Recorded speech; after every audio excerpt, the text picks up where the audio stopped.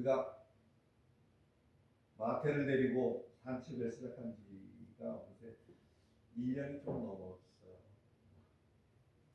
횟수로는 100회 이상 마태를 데리고 돌아다닌 것 같습니다.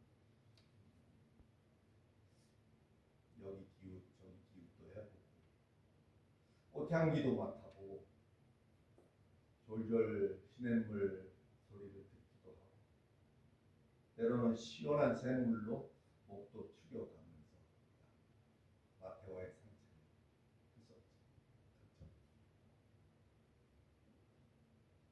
그뿐인가요? 때로는 돌부리에 우리가 걷다가 체이기도 하고 또 벌레에 물려보기도 하고 그랬을 겁니다. 여러분은 어떠셨나요? 지나간 1년여의 우리의 여정이 그렇게 산책을 하다 보면 우리는 갈림길도 만나게 됩니다. 가이드가 있다는 것은 이럴 때 굉장히 유용하죠. 인생이라는 것이 어쩌면 여러 가지 정의를 내려볼 수가 있겠습니다만 인생이란 수많은 그런 순간들의 연속이다 이렇게 말해도 과언은 아닐 것입니다. 그런데 예수께서는 오늘 그런 우리에게 어느 길이 더 편한 길이냐 이걸 묻지 않습니다. 그렇다고 어느 쪽 길이 더 안전해 보이냐 그걸 물어보신 거다. 7장에 들어서면서 갑자기 다 건너뛰고 왜 마지막 절을 읽으셨나요? 그러실 수도 있습니다만 7장에 들어서면서 예수의 그 가르침, 예수의 말씀은 갑자기 상당히 날카로워지는 그런 경향이 있어요. 산상수훈을 시작하고 지금 5장, 6장을 지나서 이제 7장에 앞에 딱 섰습니다. 오늘 7장 맨 끝 부분을 읽으면서 프롤로그라고 할까요? 시작하기 전에 그런 시간이 잠시 될 것 같아요. 예수께서 하고 계신 그 어떤 흐름을 보면 우리에게 여러분 도토리 키재기라고 아세요? 도토리 키재기. 네. 뭐 도토리끼리 아무리 키를 재봐야 그게 그거잖아요. 그러니까 알량한 그런 도토리 키재기 하지 말아라 하는 어떤 그런 걸로 우리가 받아들일 수도 있어요. 예수의 가르침이. 고만고만한 것들끼리 내가 낫니 네가 낫네 뭐 아무리 해봐야 답 없는 거죠. 실장에 들어서면서 예수의 말씀이 굉장히 날카로워지기 시작합니다. 좁은 문, 거짓 선지자, 찍혀서 불에 던지우는 나무, 또 뭐 주여 주여 하는 또 무너지는 집은 어떤 집인가? 뭐 이런 이야기들이 7장 속에 포함되어 있거든요. 누구라고 할 거 없이 장래에 받아들이게 될 적은 믿음의 성적표, 그 적은 믿음의 결과들을 지금 7장에 들어서서 거론하고 있는 거예요. 그걸 보여주시고 이렇게 갑자기 긴장감을 높이시는 것은 그냥 하던 대로 그렇게 가면 이렇게 될 것인데 어떻게 해야 돼? 이 얘기가 7장의 어떤 흐름이다. 이렇게 정리해 볼 수 있어요. 5장, 6장 산상수훈을 통해 오면서 한번 이렇게 머릿속에 리마인드 한번 해볼까요? 진정 복된 자란 이런저런 자들이라고 얘기를 시작하시는 거죠. 입을 열어 예수께서 직접 입을 열어 가르쳐 가라사대 그러면서 시작하는 게 복된 자라는 것이 이런 거다. 우리 생각과 조금 달랐던 것은 우리는 그 복에 도달하거나 복을 받으려면 우리가 어떻게 해야 하는가로 여겼던 것들이 조금 예수의 관점은 달랐어요. 이런 자들이 복이 있다. 어떤 자들이냐? 너희의 상태를 보라는 거죠. 신령이 가난한 상태, 뭐 여러 가지 상태들로 쭉 나열했죠. 그래서 진정 복된 자라는 것은 이런저런 자들이라고 입을 여시면서 여러 경우를 이제 드시면서 참된 가치관이 어떤 건지를 우리에게 다시 한번 생각해 볼 수 있도록 하셨던 기억이 나실 거예요. 그러면서 뭐 살인, 화보, 간음 뭐 이런 게 무엇인지, 또 맹세, 대적하는 거, 그다음에 원수를 사랑하는 거, 이런 것들에 대한 의미를 새로운 관점에서 볼 수 있게 우리에게 방향을 제시하셨죠.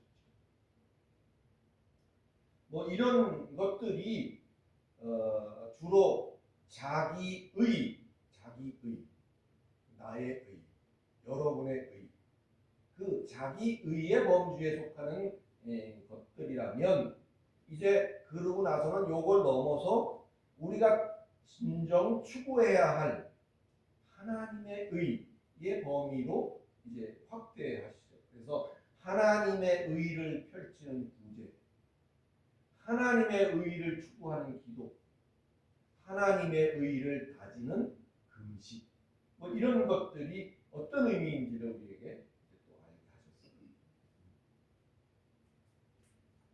잠시 눈을 감고 계셔도 돼요. 이렇게 얘기하면서 머릿속에 중요한 거는 생각을 떠올리니까. 그리고서는 생각이 나실 거예요. 피조물에 불과한 우리의 모습을 또 보이셔요. 피조물에 불과한 우리의 모습. 피조물인 내가 이 창조주 하나님의 영역에 서서 어떻게 해야지? 먹어야 되고 마셔야 되고 입어야 할 텐데 어떻게 해야 하지? 라고 하면서 메림나오 얘기를 했었습니다. 메림나오.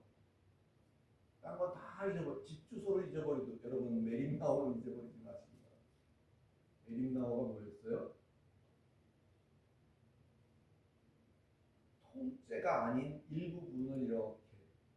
일부분을 접어놓은 마음, 그게 메림나오. 그래서 염려라고 하는 것이 우리가 일반적으로 생각하는 걱정, 근심의 수준이 아니라 하나님 앞에 우리의 마음을 통째로 들이, 그걸 전심이라고 하죠.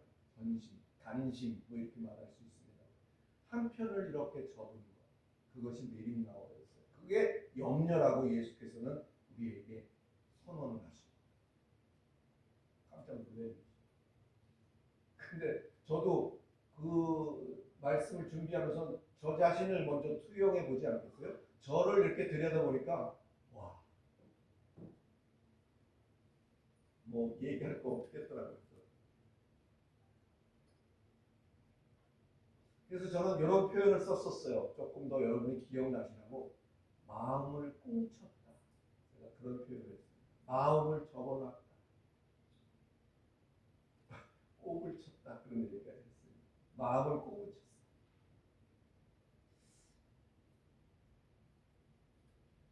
하나님을 잘 섬긴답시고 생각을 했고, 또 특별히 거기에 결격 사유가 없지 않나 이런 생각을 했었는데, 그 거울에 비춰봤을 때 자유롭지 못하더라고요.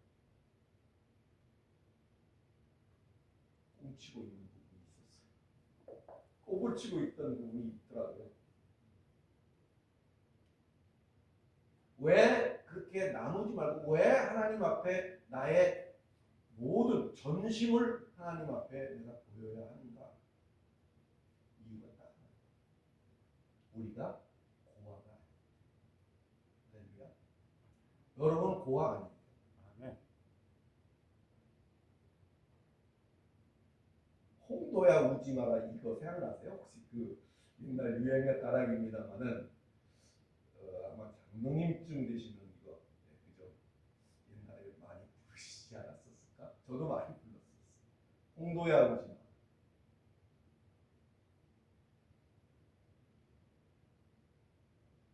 홍도한테는 오빠가 있었어요. 홍도에게는 오빠가 있었기 때문에 홍도 보러 울지 말았어요.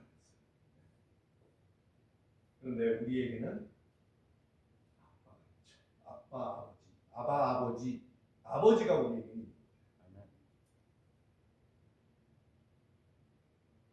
예수께서는 왜 염려하느냐 이렇게 책망을 하시는 게 아닙니다. 예수께서는 어떤 게 우리에게 있어야 될지 다 아시는 그 아바 아버지를 보라고 예수께서는 말씀하고 계십니다.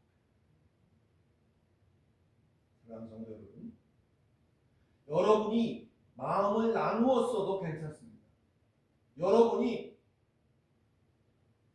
마음을 한편을 접어놓고 있었어도 괜찮습니다. 그 믿음 적음이 저라고 예외일 수 없다는 이야기를 고백처럼 제가 여러분한테 드려요.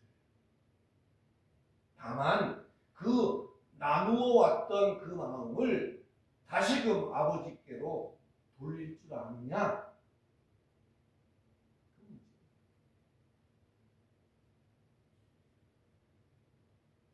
특히 우리는 세상이라는 여기에 발을 딛고 우리가 살고 있잖아요. 그렇기 때문에 세상에 발을 딛고 있기 때문에 그 세상 속에서 하나님의 통치를 받자니 더욱 그 갈등이 심할 수밖에 없는 거예요. 때로는 우리도 계산도 합니다. 주판 한 튀겨봐요. 어떤 게 나한테 유리할지 해보잖아요. 여러분을 탓하는 게 아니에요. 저도 그러니까. 우리가 다 그렇단 말이에요. 인간인 이상 여기서 자유로울 사람은 없어요. 유사시를 대비해서 따로 뭔가 비축해 두는 거 있잖아요.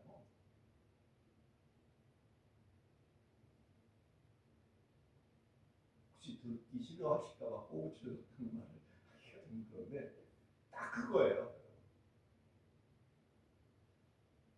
문제는 이렇게 했다는 그 선택에 문제가 있는 게 아니라 우리가 아무리 허우적거리고 아무리 실패를 거듭한다고 해도 우리의 그 마음의 주인이 누구인가 라는 것을 들여다보고 때마다 상기시킬 수 있다면 그거는 성공합니다. 그래서 7장에 들어서서 길 얘기를 하시죠. 좁은 길, 넓은 길 얘기를 하십니다. 이제 우리가 강론 삼아 이제 할 거예요. 이 부분. 왜 중간에 건너뛰었나요? 7장에서 그래서 길 얘기를 하는 것이고 나무 얘기가 나오는 것이고, 그죠? 좋은 열매, 나쁜 열매 이런 얘기가 나오는 것이고, 또 어디에 기초를 둔 집이냐 그런 얘기도 거기서 그것 때문에 나옵니다.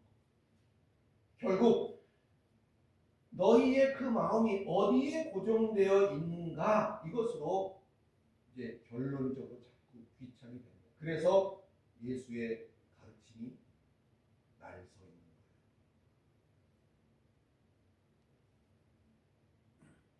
거예요. 여러분의 마음은 지금 어디에 있나요?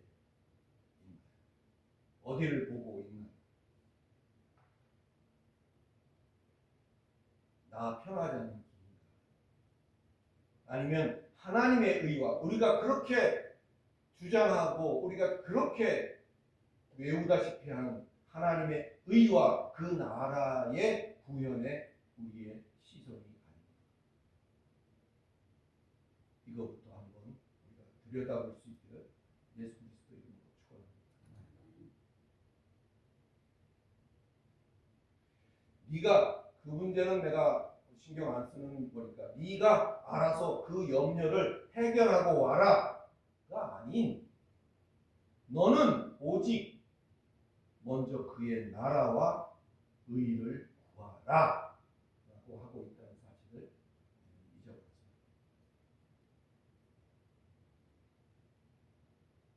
교회가 어디로 가나보다 더 중요한 본질은 우리가 누구의 나라인가, 우리 각각이 누구의 나라인가 거기에 포인트가 있는 거예요. 할렐루야. 우리가 하나님을 붙들고 있는 게 아니라 우리를 하나님이 붙들고 있다는 사실을 잊지 마시기를 예수 그리스도의 이름으로 축원합니다. 믿음은 계산을 멈추는 용기가 아니라 이미 다 계산하고 계신 그 하나님을 신뢰하는 행동이라는 사실을 기억하시기 바랍니다. 이걸 잊어버려버리면 우리는 홍도가 되고 고아가 되는 것이기 때문에.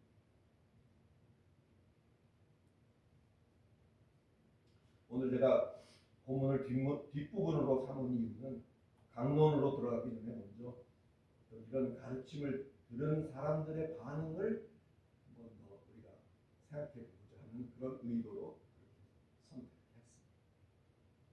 사랑하는 성도 여러분, 오늘 본문을 보니까 저들은 이러한 산상수훈, 지금 이 장면은 산상수훈 과정 속에 있는 거잖아요. 그럼 요 예수의 이 가르침이 예사롭지 않다는 것을 저 사람들은 직감을 했어요. 28절을 보니까 28절을 보실까요? 보니까 저 사람들이 깜짝 놀라잖아요. 그죠? 왜 놀랐죠? 그 이유는 29절에 있는데 왜 놀랐습니까? 예. 그의 가르침은 권위 있는 자 같았고 자기들이 여태껏 알고 있었던 서기관들의 가르침과는 사뭇 다르다는 것을 그들이 느꼈기 때문에 깜짝 놀랐어요. 그럼 당시에 그들의 지도자라고 할 수 있는 서기관들의 가르침은 어땠을까? 궁금하죠. 저도 그 당시에 안 살아서 모르겠습니다만은 서기관들의 당시에 그들의 가르침은 대개 이런 형태를 띱니다. 랍비 아무개가 말하기를 이렇게 저렇게 해야 된다 하더라. 또는 옛 선지 엘리야가 말하기를 이렇게 하라고 하더라. 이게 그들의 서기관들, 그동안에 이스라엘에게 가르쳐왔던 서기관들의 그 스타일이었어요. 탈무드에 전하기를 이렇게 하라고 한다. 그래선 되겠느냐? 뭐 이런 식의 가르침이죠. 모세가 말하기를 이렇게 하라고 하더라. 이런 스타일로 그들이 가르쳐 왔어요. 그런데 사람들이 예수의 가르침을 권위 있는, 예수가 스스로 이렇게 말한 거 아니잖아요. 사람들이 그의 가르침을 권위 있는 자 같다라고 여기는 그 차별점은 뭘까?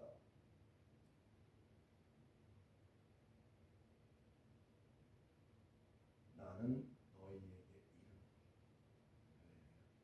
이르노니. 예수의 가르침은 나는 너희에게 이르노니. 랍비가 이렇게 말한 것을 이르노니가 아닌 나는 너희에게 이르노니. 예수는 인용을 하지도 설명을 하지도 근거를 대지도 않으셨다는 사실. 또 다른 표현들이 있어요. 성경 여기저기 보면 물론 이 당시 말고 그 이후에 기록된 것도 있습니다만 아멘 아멘 내가 말하노라 이런 표현들이 있어요. 그리고 또 내 죄가 사함 받았느니라 이런 이야기. 또 나로 말미암지 않고는 아버지께 갈 데가 없느니라. 선언적으로 단호한 이런 얘기가 있죠. 서기관들의 가르침과 어때요? 비교가 되죠. 이들은 누가 말하길, 누구가 전하길 뭐 이렇게 가지만 나는 너희에게 이르노니. 그래서 그것을 이 사람들이 권위 있는 자 같다라고 느끼고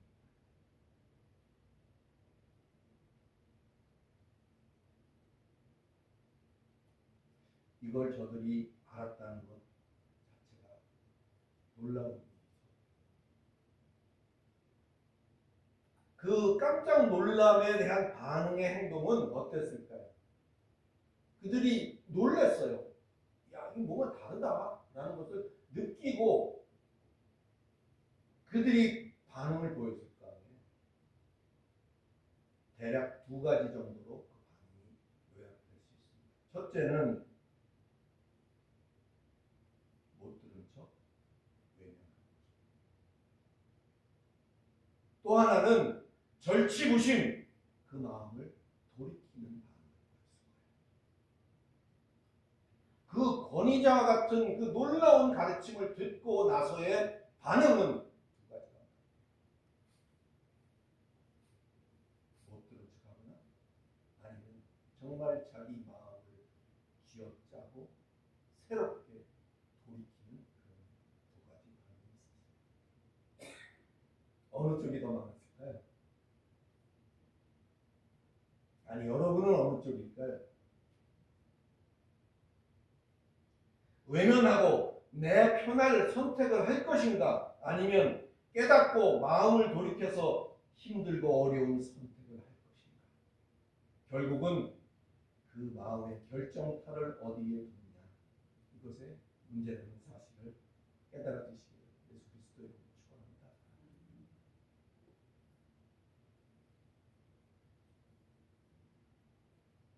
그 다른 선택을 한 결과물이 어떤 건가라는 것이 다음 주부터 이제 살펴보게 될 7장의 강론들입니다.